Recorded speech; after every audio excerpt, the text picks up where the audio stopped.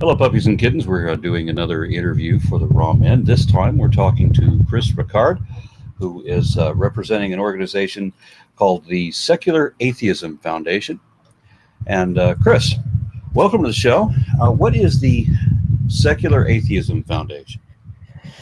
Secular Atheism Foundation is a nonprofit organization that I started, and it's dedicated to helping atheists around the world that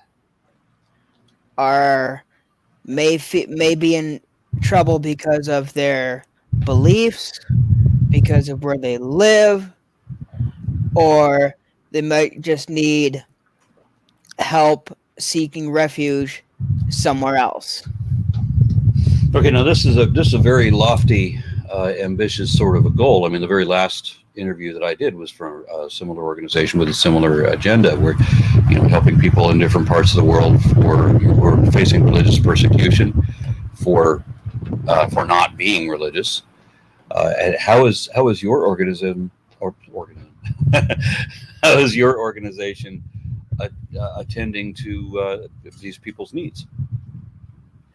Because what my organization does is I have people who, each individual person who seeks help messages the organization directly. And since right now, currently, I am the only person that's running the organization because we aren't that big right now, I see all the messages, then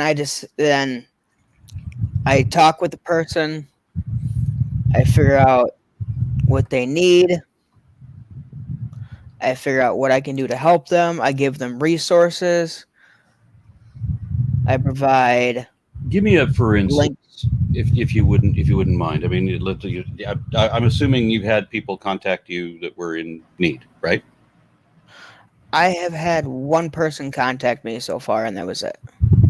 Okay. What was their situation? What did you do for them? Their situation was I can't disclose. I can't disclose the person's name or where they were from, but they were from a country where being secular was extremely frowned upon, and their lives were in danger because, obviously, being secular. So they asked me for help, and I gave them the resources to go to, give them link resources for different people they can contact, and I gave them, because right now I don't have donations coming in for the organization, so I have to give people money that I earn from work, which I don't mind, as long as I'm helping people out, it's whatever.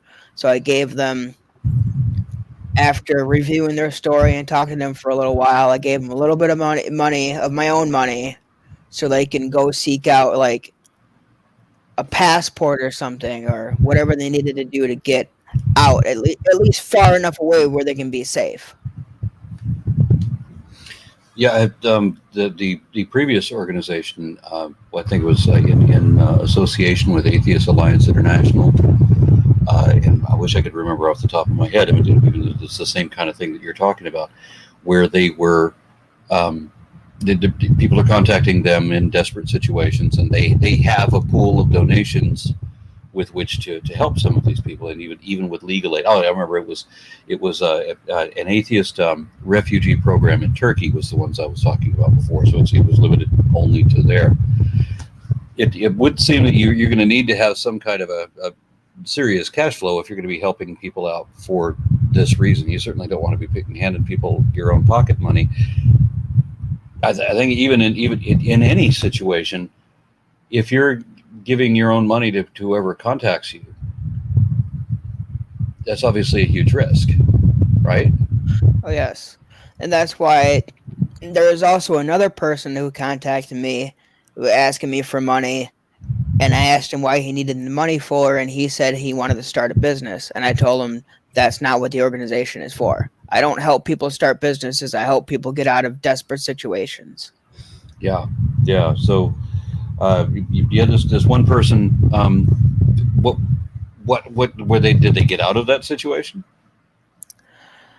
I unfortunately don't know because they didn't contact me back at all. So I sincerely hope they did, but I don't know.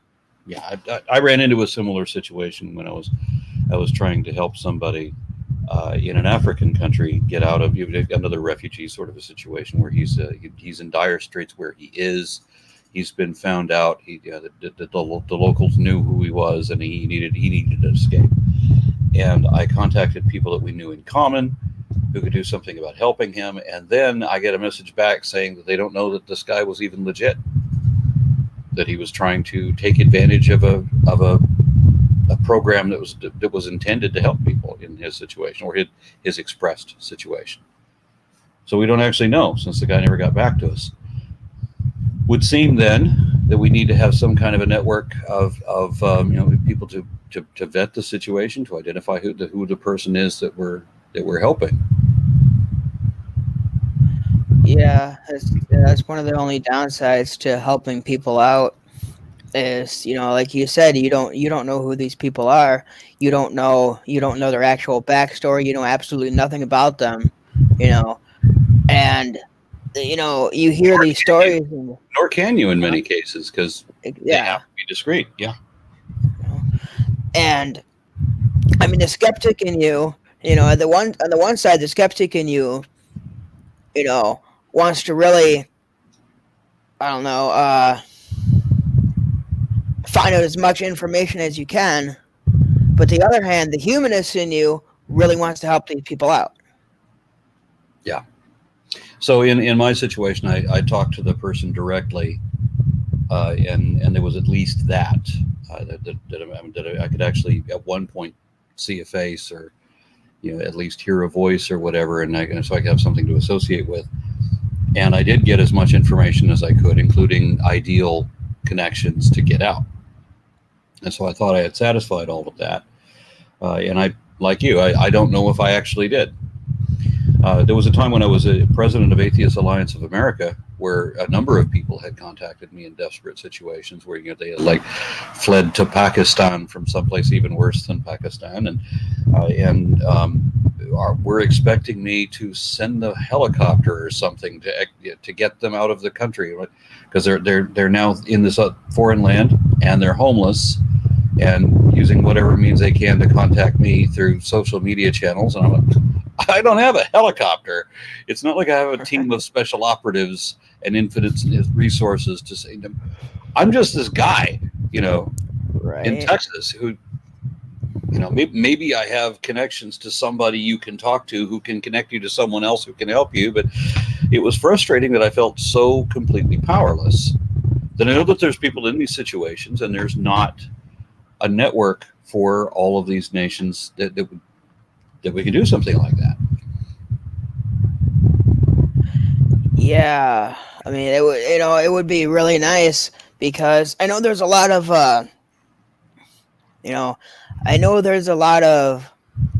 atheist organizations out there that help other atheists out, but the downside is that they're pretty much forced, due to tax laws, they pretty much have to be their own separate organization. You can have branches of an organization like the Atheist Alliance Atheist Alliance International. I know they have branches of their own organization, but as far as I'm aware, they can't say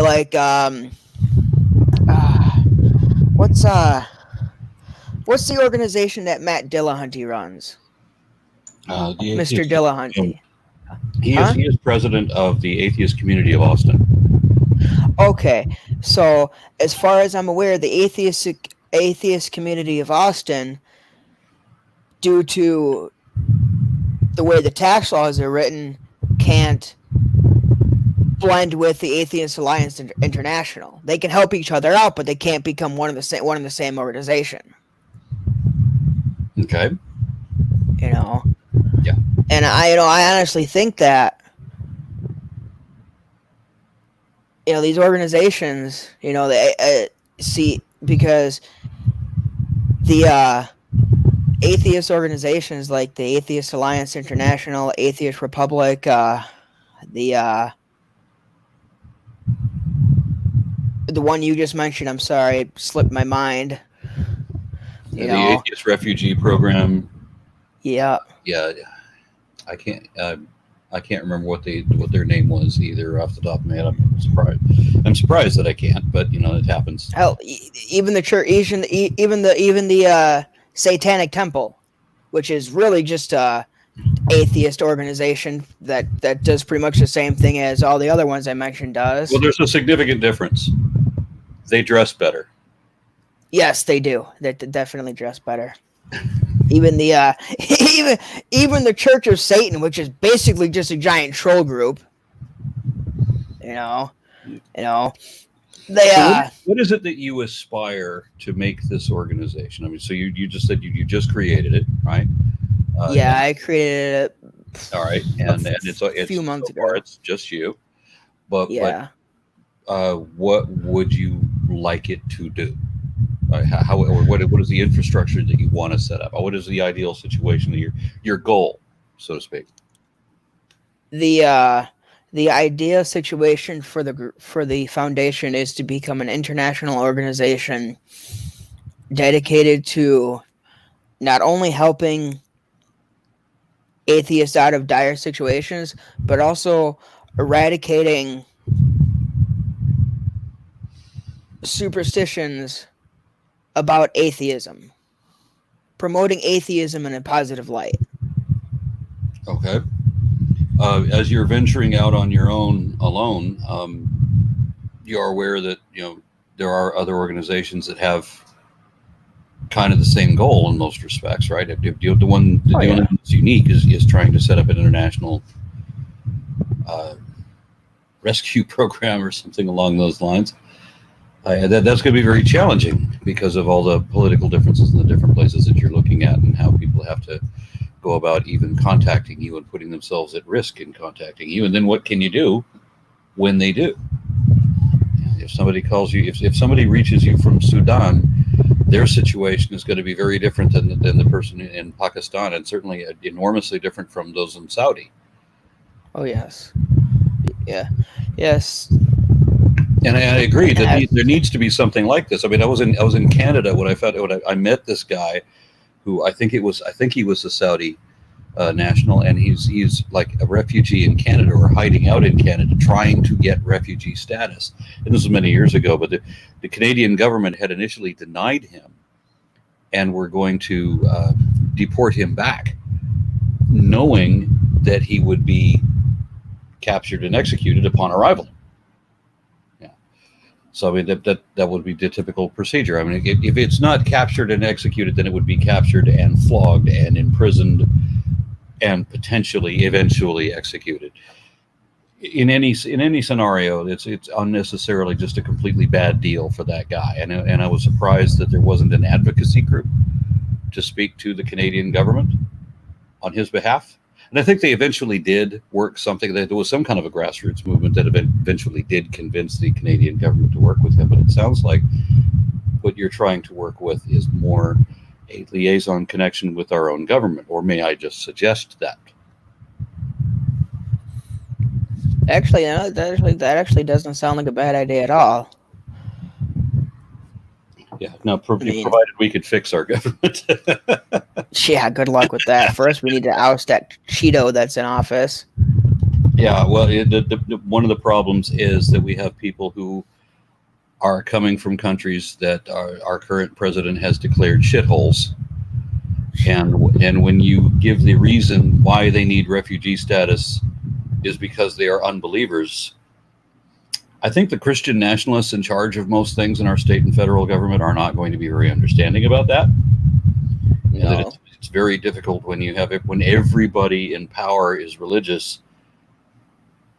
They're not going to be remotely sympathetic about bringing in a brown-skinned foreigner who is an infidel. Yeah. If they're going to convert to Christianity, then that'll be a whole nother thing. But well, you know what they say: fake it till you make it. no, I know that I know a Christian minister who was my best friend in high school who says that is actually his motto. There's a number of people who have confessed to me in various ways that they believe things they know are not true. They know it's not true. They don't care. They want to make believe anyway. They're going to believe with all their might because it's fun for them and it makes them feel good. And I don't have a problem with that. But the problem exists when it starts coming out in legislation and classrooms. And childhood indoctrination too. Yeah, when you sequestered students being fed nonsense because of your game of make-believe. You should go play your game of make-believe all on your own somewhere else. Exactly. But of course, it's always got to be about political power. It's kind of like,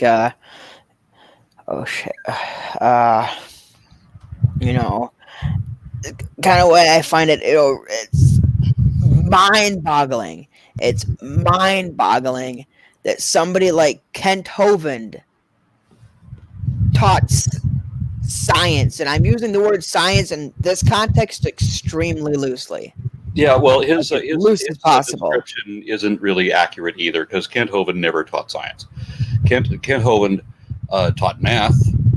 We could fairly say that he did that, but he has no concept of science. He taught in religious schools because he didn't have the minimum criteria to teach in any public school in the country.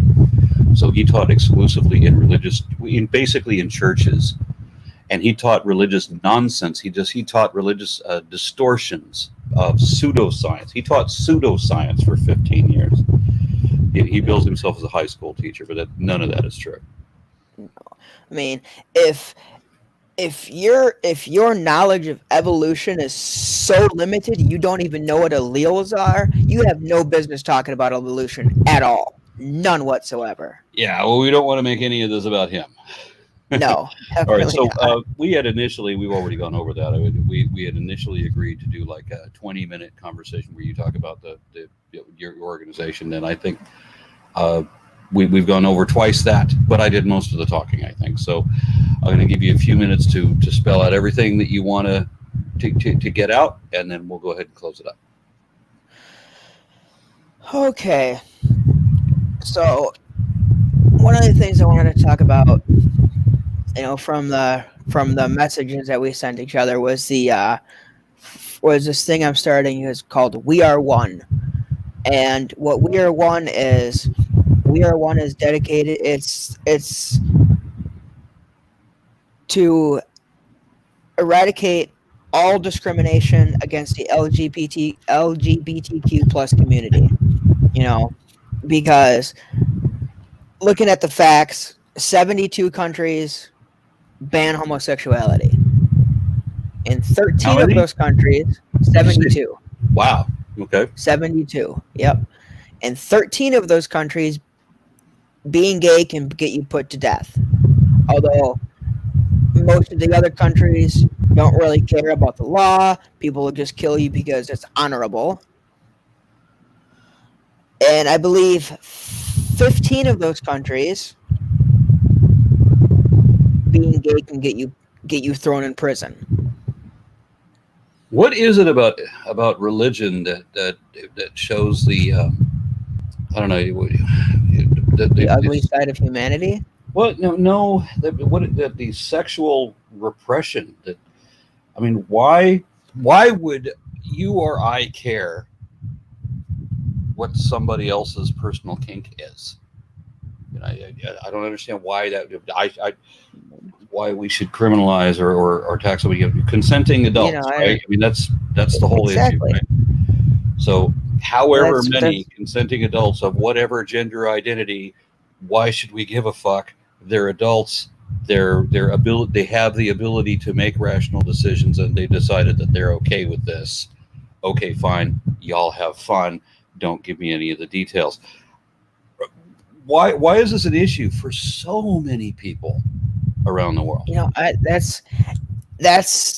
honestly don't know, and that's one of the things I want to. That's one of the things I want to address with the We Are One movement, and that's one of the things, I want to bring to light so I can work on ending discrimination against the LGBTQ plus community. I mean, they're demonized, they're chastised, they're beaten, they're killed, they're thrown out of homes. I mean, you got trans kids that are living on the streets right now because their parents won't have a trans child, just simply won't have it. So they're living on the streets right now begging for money, and I think that should stop. Yeah. And yeah. I mean, and a question, this is a question for the Christians who watch this show, because we both know there's Christians who watch this show. If your God is unconditionally loving like you claim he is, why would he care if someone is gay? Why would he give a shit? He wouldn't. If it's unconditional, that means there are no conditions. If he hates somebody because they're gay, that is a condition. Yeah, well, I think playing literally devil's advocate in this case, their argument is that homosexuality is somehow a choice, as if they chose to be hetero. Obviously that's not a choice. And then you have the other thing where they want to take it to the nth extreme, that if you allow homosexuals to have equal rights, or just allow them to exist, then you may as well have people marrying their cats or other such things. There's no rationality when you're talking to people who base all of their perspective on irrational beliefs. Pat Robertson of the 700 Club said in 1993, he encouraged his 30,000 some odd followers on the 700 Club, a TV show where I saw him say this. He encouraged his followers to go out and kill homosexuals wherever you find them, because he said that the United States was the only country that allowed homosexuals to live, and that the reason that we had the tragedies in the United States that we did was because of that fact, that we allow homosexuals to live. So it was a beautiful thing. He cited a hurricane that had hit in the Caribbean that cost thousands and thousands of human lives. But because this was a very poor community, it didn't cost very much in property damage. Whereas Malibu suffered huge fires because of an earthquake, so billions of dollars in damages. Hardly anybody was killed or injured in this, but billions of dollars, because these are extremely expensive and exclusive properties that were taken out in these fires. So he said that this is how he measured it, in terms of dollars damage, not human lives. So 6 people in Malibu, and however 300-400 in the Caribbean, but it's billions of dollars of difference. And he says that this is God visiting his wrath against the United States for allowing homosexuality. There's just no kind of rationality to this at all. None whatsoever. No. I mean, if they thought about it from a logical standpoint, which I understand isn't a good point to be made for the Christians, logical thought, but and in fact, I don't remember the exact verse, but it's somewhere in the Bible where it says God is responsible for everything that happens. Everything that happens. You're talking about Isaiah 45, 5, 6, and 7, where God says that He created justice and that He created evil, and that there is nobody, is no one beside Him. That's just Him. He created everything, good and bad. So from a logical standpoint, you can't, if the people that they're using as a scapegoat, it's just that, a scapegoat. Well, Christianity is based on scapegoats. That's what Jesus is, right? That's what the story of Abraham sets out the foundation for all the Abrahamic religions to be based on that. And the funny thing is,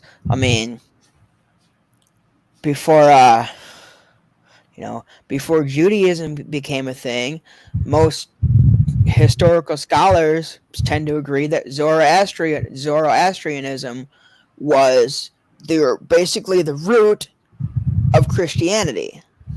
I believe it was Zoroastrianism came first. Yeah, and then it's a little convoluted because Zoroastrian. There's a number of scholars that say that Zoroastrianism contributed more to the formation of rabbinic Judaism than any other influence, right? So even Jewish scholars accept that they got some of their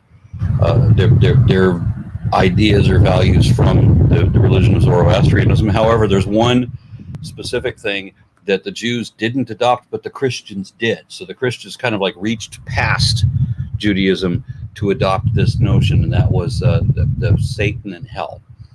So they have in Zoroastrianism, you have the idea of the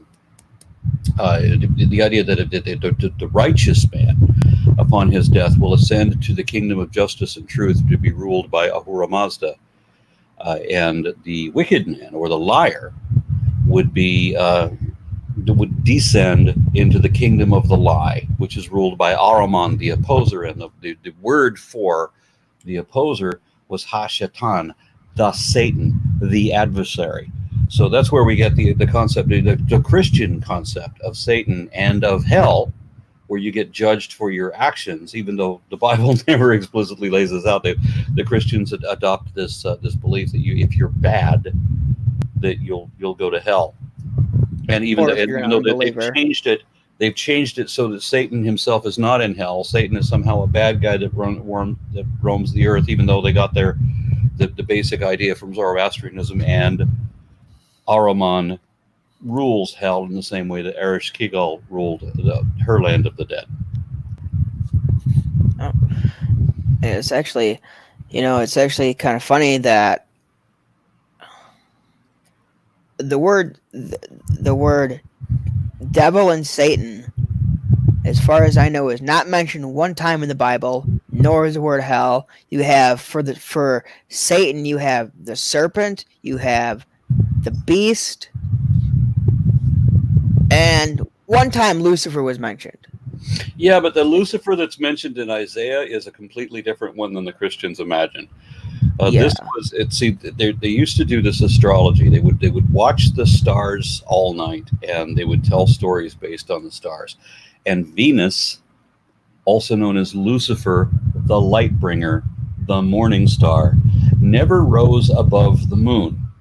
And then it was supposed to be that Venus was Hellel, which is the light bringer, Lucifer, and it's descendant of one of twin brothers, the dawn and the dusk, so Shahar and Shalim. And so Lucifer, son of the dawn, how art you fallen from heaven, O Lucifer, son of the dawn? Because when the sun rises, and that would be El, that's just the primary father god in Mesopotamian mythology, Venus disappears, but never rises above the moon, never succeeds in the coup against his own father. Hillel ben Shahar was supposed to. I'm rambling too much. It's fine. It's fine. It's one of the things I really like about how Christians have distorted what their own Bible means. If you could bring back Isaiah and have him talk to modern Christians, they would not want that conversation, because he doesn't believe the words that they have attributed to him.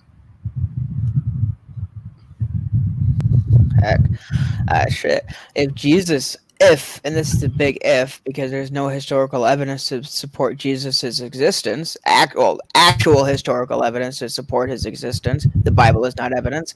If Jesus were to come back and the Christians would see him, considering the land he was living in at the time, not a single one of them would not want anything to do with him because he's brown.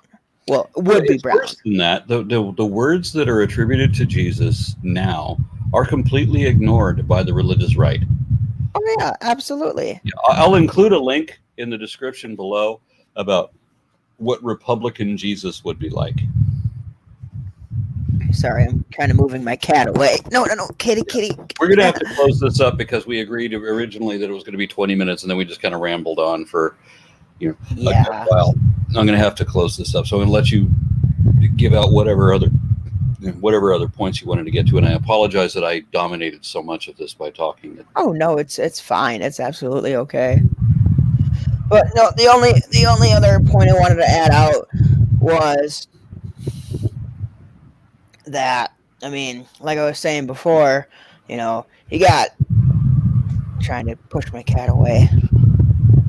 You got, millions of people in the LGBTQ plus community are, like I said, chastised, demonized, thrown out of homes, beaten, killed for no other reason